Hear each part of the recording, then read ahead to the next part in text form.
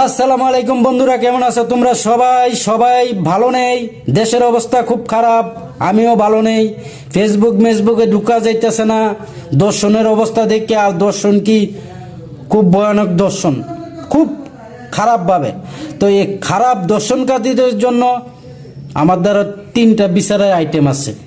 মারাধরি নয়, কিচ্ছু নয়। তো প্রথম আইটেমটা আপনাদেরকে বলতেছি, ভালো যদি লাগে তাহলে নিতে পারেন, আর ভালো না লাগলে কিছু বলার নাই, আমার মনেরটা আমি প্রকাশ করলাম।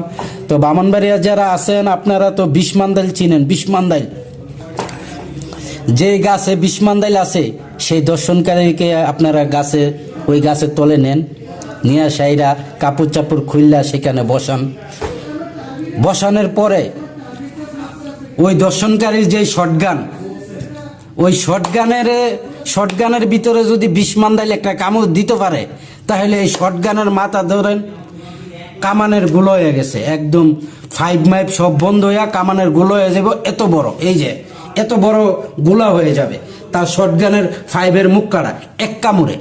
দ্বিতীয় কামড়ে তার নিচের পুটলা মুটলা যা আছে একটা ভালো মোটামুটি একটা গাঁটটি হয়ে যাব, যে গাঁটটি একজনের মাথার পূজা দিয়ে নেওয়া যাওয়া সম্ভব না।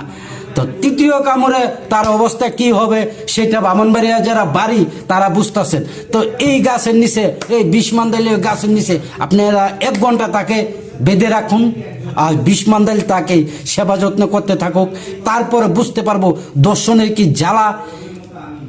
যাকে দর্শন করছে ভয়ঙ্করভাবে, তাতে বেশি যন্ত্রণা যদি না পাই, আমার কান আপনারা কাটটা দিবেন। তো আসলে আপনারা বুঝতে পেরেছেন, ঠিক আছে? যদি ভালো লাগে আপনারা নিতে পারেন, যদি ভালো লাগে আমি আরো 2টা পদ্ধতি আছে আপনাদেরকে বলবো, যদি আপনারা ইচ্ছুক হন। আর ইচ্ছুক যদি না হন, বাই বাই, টাটা, আল্লাহ হাফেজ।